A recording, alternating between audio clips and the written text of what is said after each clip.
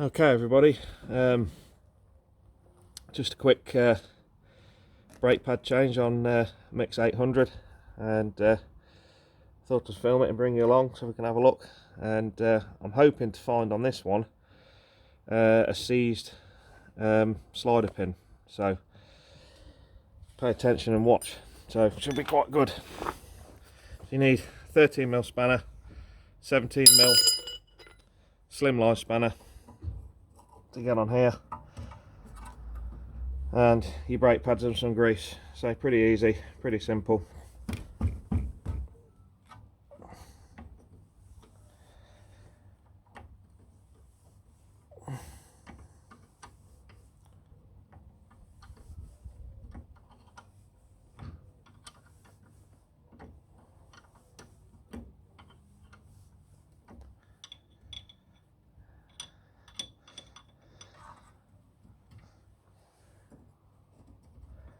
Oh, same again down at the bottom.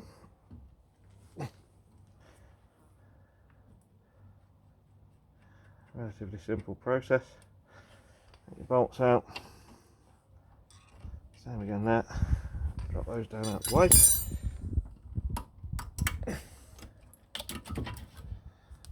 Full caliper out the way.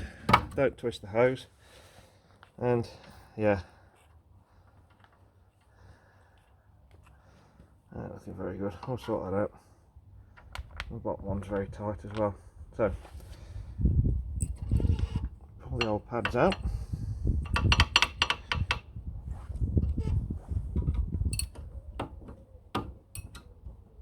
Oh, that didn't wear well.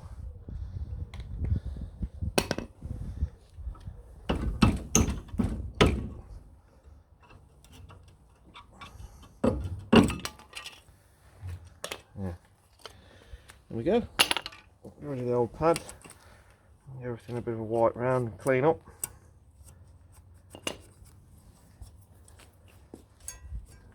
So the discs on this car are actually pretty good, and the pads are a little over half worn, so it's ideal time to change them before you start wearing discs out, etc. Keep the costs down, make sure that the front pin's tight. Yeah, so we get in there with a wire brush, and if I was putting discs on, I'd remove these steel clips and clean all the underside and put some grease under there, but because we're not taking the discs off, we'll just do his best to give a good clean round with a wire brush.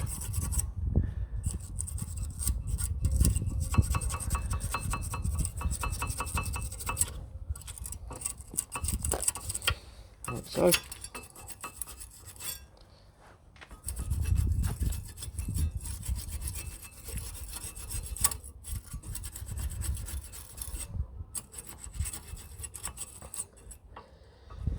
Yeah, you do get quite a bit of rust build-up underneath the steel hardware.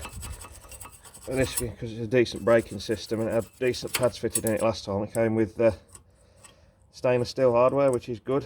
It doesn't rust, so you don't necessarily have to grease the pads where they mate onto there. It's just a case of doing all around the caliper once it's all clean. So I'll get in here and get this one wipe off, brush down.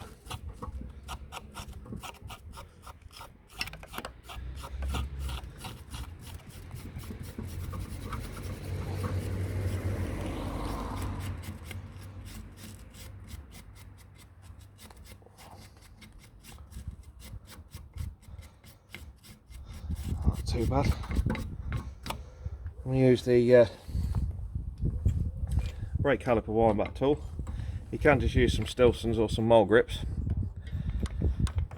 but it's easier just to do this.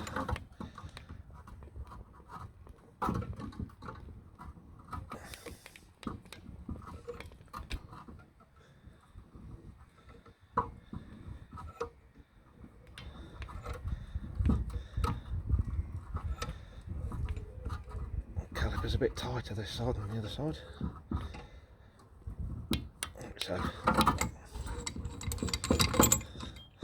pull that out of the way.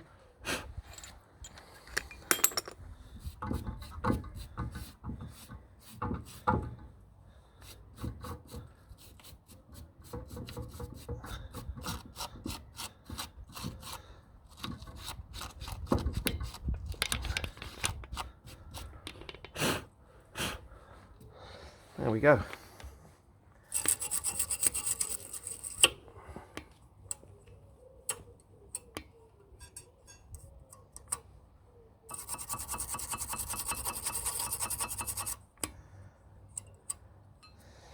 Now we'll take these slider pins out.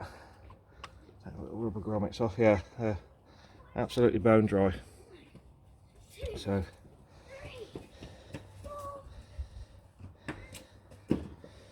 I'll wipe off. I haven't got any brake clean, I've run out, so just making do.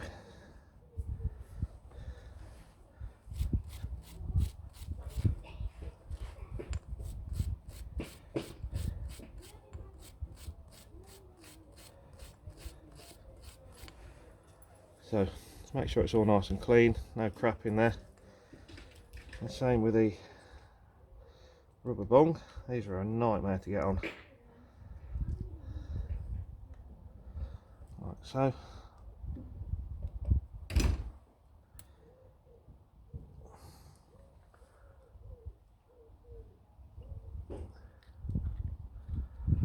We're definitely going to have to get you some new rubber boots, Mick, when you're watching. I'm size 11.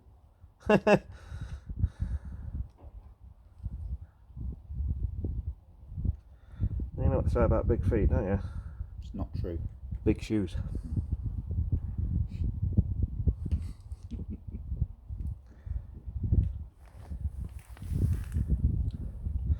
There we go, that's fitted back on correctly.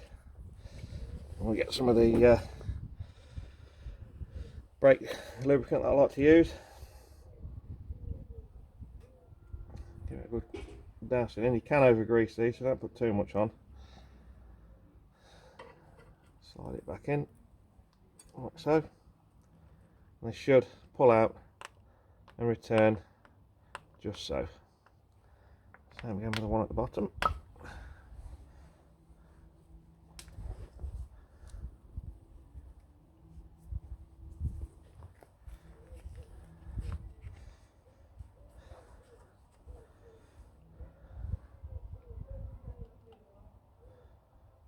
Too much.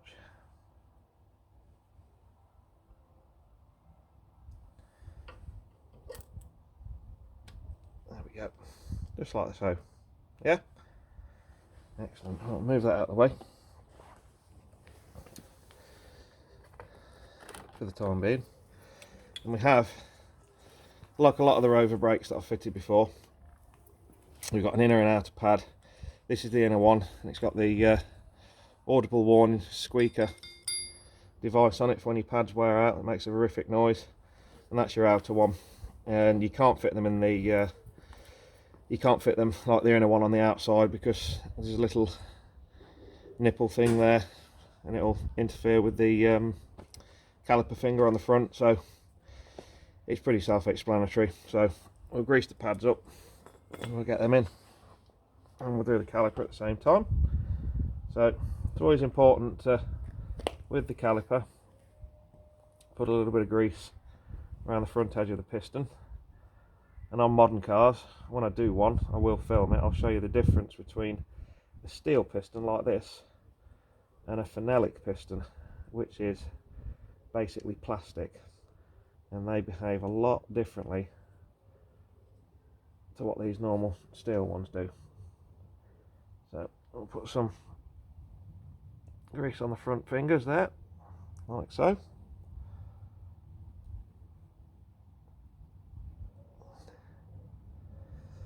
And we'll put a tiny little bit of grease on there. It's not necessarily having to do that, but there you go, it all helps. A little bit there, and a little bit on the front of the pad where the fingers also grip. And that should slide in there quite nicely. The same again with the back one, where the piston mates on the front, like so. The same there.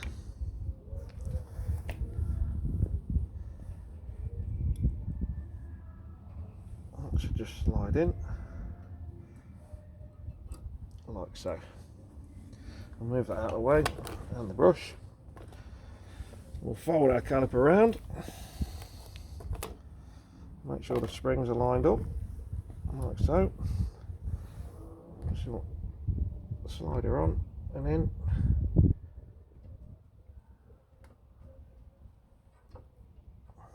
Grab a bolt, in there, like so. Push that one in, and you should feel some resistance and spring before you put the bottom on it, which shows that you've got the pad springs located in the caliper correctly. Perfect. And slide that in like so. Both your spanners, your slimline 17 over the slider pin, and just tighten her up.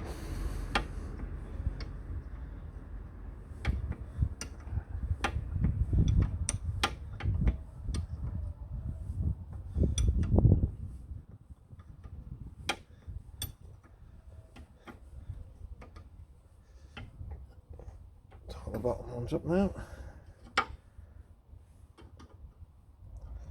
We should get this done just before it rains again. Yay!